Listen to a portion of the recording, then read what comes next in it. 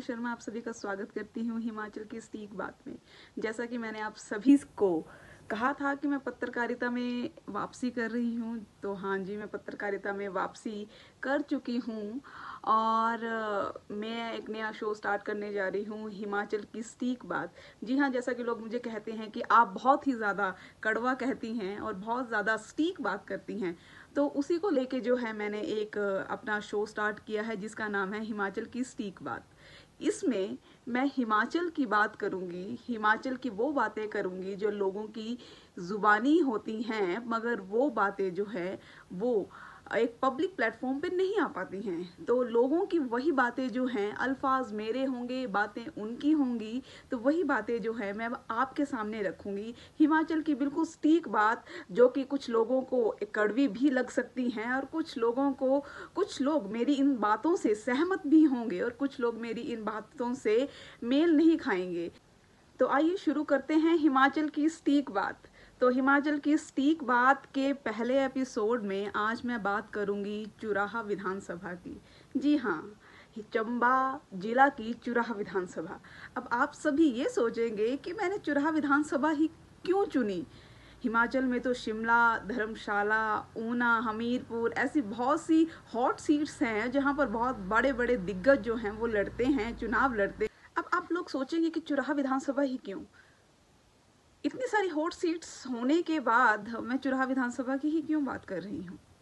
हिमाचल में तो शिमला, धर्मशाला, ऊना, हमीरपुर ऐसी बहुत सारी हॉट सीट्स, मंडी ऐसी बहुत सारी हॉट सीट्स रहती हैं जहाँ से बहुत बड़े बड़े दिग्गज जो हैं वो चुनाव लड़ते हैं और उनकी इज्जत जो है वो दाव पे लगी होती है। तो मैंने चुराहा विधानसभा की ही बात क्यों की। चुराहा विधानसभा की बात करने के पीछे एक मेरा बहुत बड़ा कारण है, क्योंकि चुराहा विधानसभा जो है वो भी हिमाचल का ही एक अंग है और सरकार के बजट में जितने भी ट्राइबल एरियाज रहते हैं, जो भी थोड़े से दूर दराज के जितने क्षेत्र रहते हैं, उसके अंदर जो है सरकार अपना बहुत सारा बजट जो है, बहुत सारा पैसा जो है उस क्षेत्र के लिए देती है। तो चुराहा विधानसभा भी उनमें से एक है।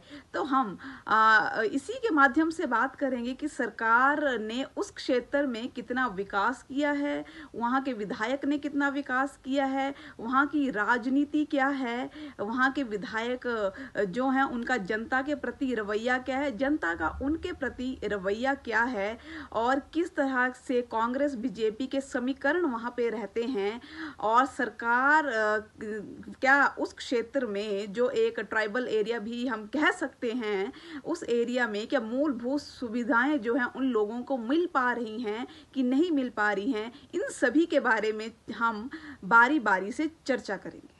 तो आइए बात करते हैं चुराहा विधानसभा के जो विधायक हैं हंसराज जी, विधानसभा प्रकरण के महानायक हम कह सकते हैं, धक्का मुक्की प्रकरण के महानायक जो हंसराज जी हैं, उनकी विधानसभा है चुराहा। तो उनके राजनीतिक किस तरह के समीकरण हैं चुराहा विधानसभा में, आइए उसकी बात करते हैं।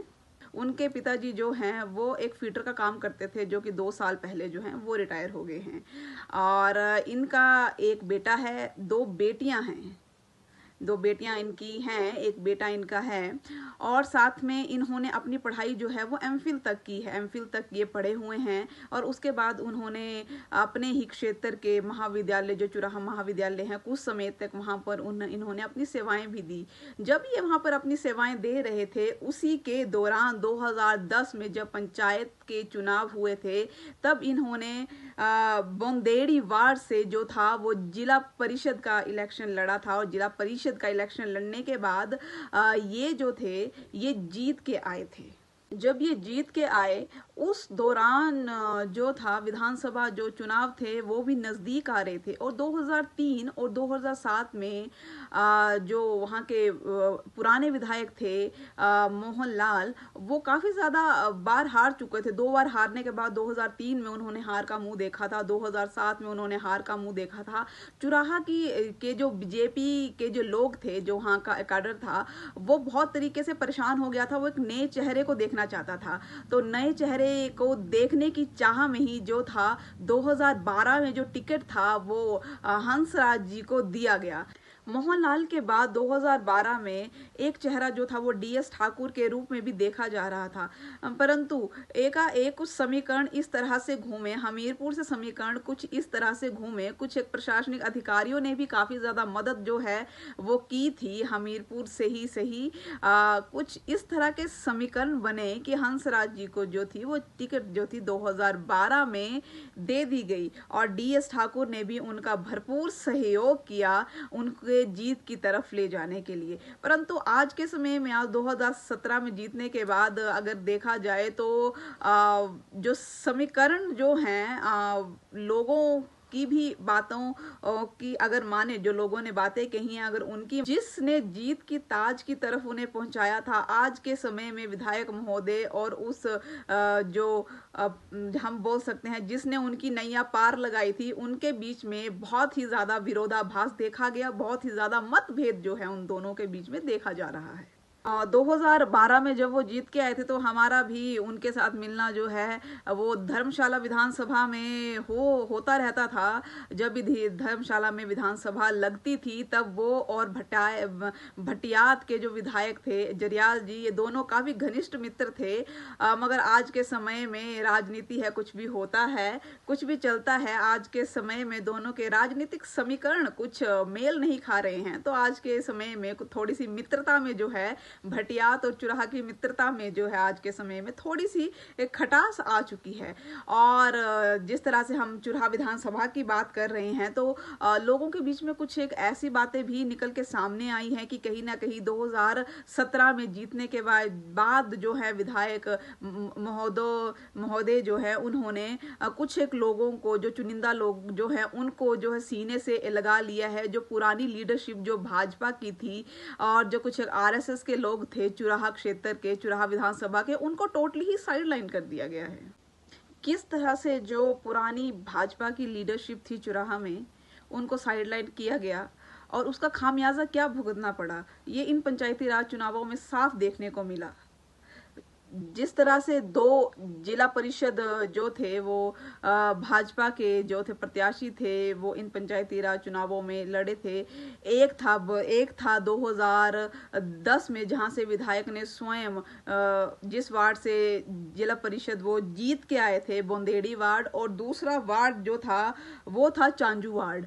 तो जो बोंदेड़ी वार्ड था वो भाजपा के लिए बहुत ही प्रतिष्ठित बात थी, क्योंकि वहां से विधायक जो थे उनका बहुत ज्यादा दबदबा भी था और वहां पे उनका जीतना जो था उनका प्रतिष्ठा से जुड़ा हुआ था। और जयंती दुग्गल जो थे वहां से उनके कैंडिडेट थे, मगर वहां पे जीतना तो भाजपा की गले की फांस बन गया था। विधायक जी के बोंदेड़ी वार्ड में दुग्गल जी को तो सिर्फ सनावल ही बचाएगा। चुराहा के लोग मेरी इस बात को भली भांति समझ जाएंगे और वह समझ भी रहे होंगे कि अगर सनावल नहीं होता तो दुग्गल जी का जीतना कितना मुश्किल होता, और क्या दुग्गल जी सीट निकाल भी पाते और हंसराज जी की प्रतिष्ठा बच भी पाती, ये तो सनावल के लोग और चुराहा के लोग भली भांति जानते हैं। तो आइए बात करते हैं दूसरे वार्ड की, जो जिसका नाम था चांजू वार्ड से जो आधिकारिक उम्मीदवार जो भाजपा के थे वो बुरी तरह से हारे, और जो जीते हैं वो एक आज़ाद उम्मीदवार जो है वो वहां से जीते जो कि आरएसएस के थे। ऐसा क्यों हुआ? भाजपा के आधिकारिक उम्मीदवार हार जाते हैं और आरएसएस के उम्मीदवार जो है वो वहां से जीत जाते हैं। जी हाँ, यहाँ पे स्पष्ट तौर पे ये बात कही गई लोगों के द्वारा कि कहीं ना कहीं जो वहाँ का जो पुराना भाजपा का वर्कर जो है या आरएसएस के लोग जो हैं उनको साइडलाइन जो है विधायक जी के द्वारा किया जा रहा है, जिसका खामियाजा जो है चांजू वार्ड में विधायक महोदय को साफ साफ इन पंचायती राज चुनावों में देखने को मिला। और अगर हम पूरे चुराहा विधानसभा की बात करें तो कहीं ना कहीं इन पंचायत चुनावों में भाजपा कहीं ना कहीं बैक फुट पे जो है वो इन चुनावों में रही है। यहाँ पर एक इंटरेस्टिंग बात देखने वाली और भी है। जो भंजराड़ू पंचायत है वहाँ से कृष्णा महाजन जो हैं वो जीत के आई हैं, और वो मोहनलाल की बहुत ही खास जो लोग थे, जो परिवार थे, उनमें से वो माने जाते थे। जो कृष्णा महाजन वो काफ़ी टाइम से, काफ़ी समय से वहाँ पे जीत के आती रही हैं। सुनने में तो ये भी आया है कि उनको हराने की भी बहुत कोशिश की गई, यहाँ तक कि जिन पंचायतों में उनका दबदबा कह सकते हैं वो था, उन पंचायतों को जो था किसी और पंचायतों में मिला दिया गया और जिन पंचायतों से उनको कम वोट आते थे उनकी उन पंचायतों को जो है उसमें मिला दिया गया। यानी पंचायती राज चुनावों में उन पंचायतों को जो था वो दो भागों में बांट दिया गया, दो पंचायतें बना दी गई। परंतु उसके बाद भी जो वहां की जो कृष्णा महाजन थी वो भारी मतों से विजयी होके आई।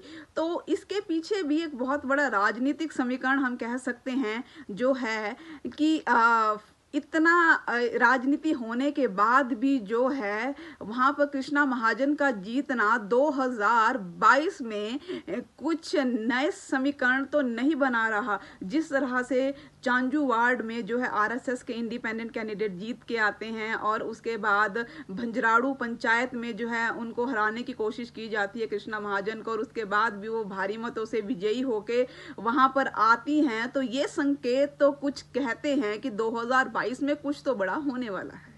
अभी 1-1.5 महीना पहले का ही प्रकरण है, फेसबुक पर किसी व्यक्ति ने एक युवा नेता कह सकते हैं, उन्होंने अपना एक फेसबुक लाइव किया था। उसके अंदर उन्होंने विधायक महोदय पर बहुत सारी टिप्पणी भी की और उन्होंने विधायक महोदय को ये स्पष्ट तौर पे कह दिया कि हम आपके बैरागढ़ आ रहे हैं, आप कर लीजिए, आप जो कर सकते हैं। यानी कुछ ना कुछ तो गलत जो है वो चुराह क्षेत्र में चल रहा है कि एक युवा नेता जो है एक विधायक को स्पष्ट तौर पे सोशल मीडिया में लाइव आके कह रहे हैं कि हम आपके बैरागढ़ में आ रहे हैं, आप कर लीजिए।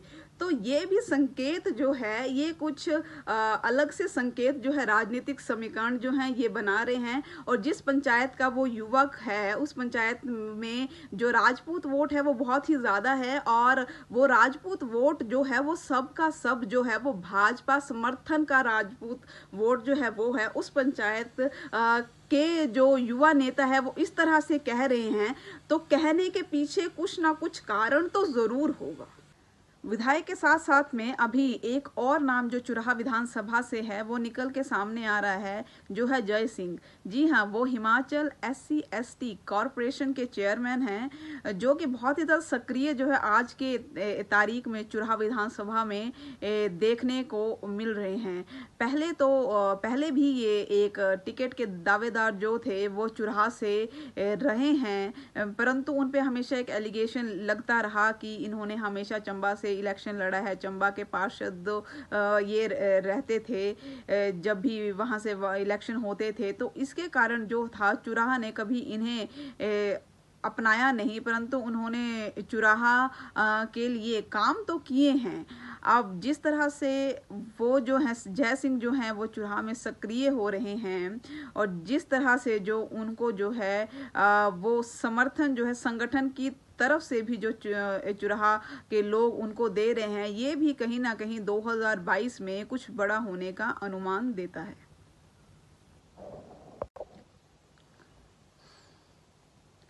वेद प्रकाश, कृष्णा महाजन, जय सिंह, DS ठाकुर, ये 4 ध्रुव 2022 में क्या रंग दिखाते हैं ये तो आने वाले समय में ही पता चलेगा। तब तक के लिए विधायक महोदय को बहुत ही फूक के कदम रखने पड़ेंगे कि 2022 में अगर उन्हें सत्ता में सीन रहना है, अगर उन्हें विधायक बने रहना है। जैसा कि मैंने आपको पहले भी कहा था, हंसराज जी जो हैं वो ताल्लुक रखते हैं धूमल खेमे से। अगर 2022 में धूमल खेमा जो है वो अगर स्ट्रॉन्गली अगर उभर के आता है तो कहीं ना कहीं जो हंसराज का कद है वो भी काफ़ी ज़्यादा बढ़ जाएगा। और अगर दूसरे भाजपा के दूसरे खेमे की बात करें, अगर वो उभर के आता है तो कहीं ना कहीं 2022 में टिकट कटने के कयास भी हम लगा सकते हैं। मोह और माया का खेला है, राजनीति में हर शख्स अकेला है। ये भी एक बहुत ही स्टीक लाइन जो है वो चुराह विधानसभा के विधायक पर जो है वो सेट होती है कि राजनीति में हर कोई जो है वो अकेला ही है। जिस तरह से जनता का मोह जो है अब भंग होता जा रहा है। जिस तरह 2003 2007 के बाद जो है जनता का मोह मोहनलाल जी से भंग हो गया था, उसी तरह जो है हंसराज जी से भी जो जनता का मोह है वो भंग होता दिख रहा है, और वो एक नए चेहरे की तलाश जो है वो कर रहे हैं। अब वो नया चेहरा भाजपा का होता है या नया चेहरा कांग्रेस का होता है, ये देखने वाली बात होगी। अगर हम कांग्रेस की बात करें तो कांग्रेस के जो पुराने विधायक थे वहां से, सुरेश भारद्वाज जी, उनको भी राजनीति में अभी इतना समर्थन नहीं मिल पा रहा है चुराह से। अगर हम बात करें तो एक नया चेहरा कांग्रेस से, युवा चेहरा, वो भी निकल के सामने आ रहा है। उनका नाम बहुत ही जोर शोर से जो है वो सुनाई दे रहा है। वो पेशे से एक अध्यापक हैं। उनका नाम जो है चुराह क्षेत्र में एक समाज सेवी के तौर पे भी लिया जाता है। अगर वो कहीं ना कहीं कांग्रेस के अगर कैंडिडेट जो है वो होते हैं तो वो जो है वो 2022 में टक्कर देखने वाली होगी। ये थी चुराह विधानसभा की राजनीति की सटीक बात। मेरी ये बात विधायक महोदय को बुरी भी लग सकती है, पर विधायक महोदय क्या करूं, मेरा तो काम ही है। मैं तो बोल ही कड़वे बोलती हूँ मगर सच बोलती हूँ। ये बातें आप ही के ही क्षेत्र से निकल के मेरे तक पहुंची है। बस मैं इतना ही कहना चाहती हूँ कि आपके क्षेत्र के लोगों का जो है वो मोह जो है वो आपसे भंग होता दिख रहा है। अभी भी समय है, थोड़ा सा जनता के साथ इंटरेक्ट कीजिए, जो पुराने लोग जो है उनके साथ इंटरेक्ट कीजिए, सभी को साथ लेके चलिए, तभी 2022 का की जो ट्रॉफी है वो दोबारा से हाथ में आएगी। 22 की ट्रॉफी जो है वो थोड़ी सी दूर जाती जो है वो नजर आ रही है। विधायक महोदय चुनाव पास आ रहे हैं और अगले साल तो चुनावों का बिगुल बजने ही वाला है। तो अच्छा यही होगा, जितने भी पंचायतें हैं चुराह विधानसभा में, उनके पंचायत प्रधानों को जो काम करने का जो हक है वो उनको दे दिया जाए, ताकि वो अपने क्षेत्र में अच्छी तरह से विकास कर सकें।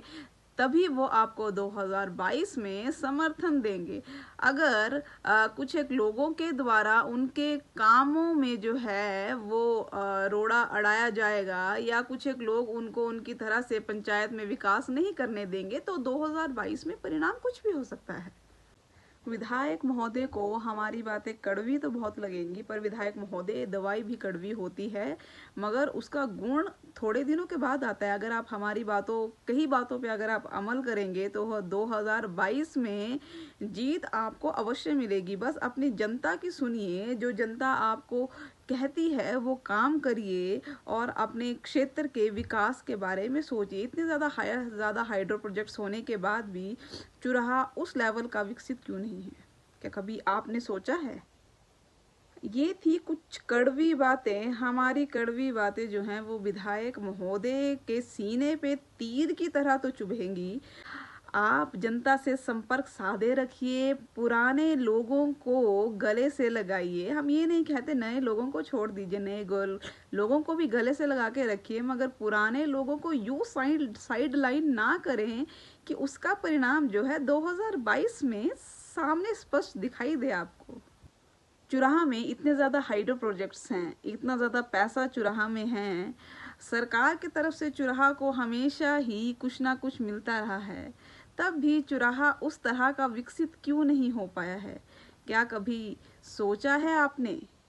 नहीं तो सोचिए। विधायक महोदय, सरकार की तरफ से बहुत कुछ चुराह को मिलता है। चुराह की जनता भी चुराह को एक टूरिज्म प्लेस के रूप में जो है वो स्थापित करना चाहती है। ये जनता ने हमसे कहा था, ये उनकी बात हम आप तक पहुंचाना चाहते हैं कि चुराह क्षेत्र को वो चाहते हैं कि वो वहाँ पर इतनी ज़्यादा ब्यूटी है कि बाहर के लोग जो हैं उसको एक्सप्लोर करने के लिए वहाँ पर आएँ। जनता चाहती है कि वहाँ पर एक टूरिस्ट डेस्टिनेशन जो है वो शुरू की जाए। अगर आप वो कर सकते हैं तो 2022 में जनता का साथ आपको ज़रूर मिलेगा। चुराह में बहुत सारे हाइड्रो प्रोजेक्ट्स हैं, और वहाँ के लोगों का ये कहना है कि रोज़गार जो है वो उन्हीं के ही वहाँ पर उपलब्ध हैं। तो बेरोज़गार जो लोग हैं, अगर उन्हें वहीं पे ही रोज़गार दे दिया जाए तो बहुत अच्छा रहेगा, ताकि उनके जो बच्चे हैं वो बेरोज़गार भी नहीं रहेंगे और उन्हें उनके ही घर पे जो है वो काम मिल जाएगा। विधायक महोदय, बात थोड़ी सी कड़वी है पर कहनी पड़ेगी। चंबा क्षेत्र विधानसभा को छोड़ के अगर आप चुराहा पर कंसंट्रेट करें तो वो ज़्यादा अच्छा रहेगा। मेरी बात आपको बुरी भी लग सकती है, पर क्या करना, कड़वा बोलना तो मेरा काम है। आप अपने आदेशानुसार, दिल्ली या हमीरपुर के आदेशानुसार आप अपना काम कीजिए। हम भी, हमारी टीम भी निगाहें आप पर बनाए हुए हैं।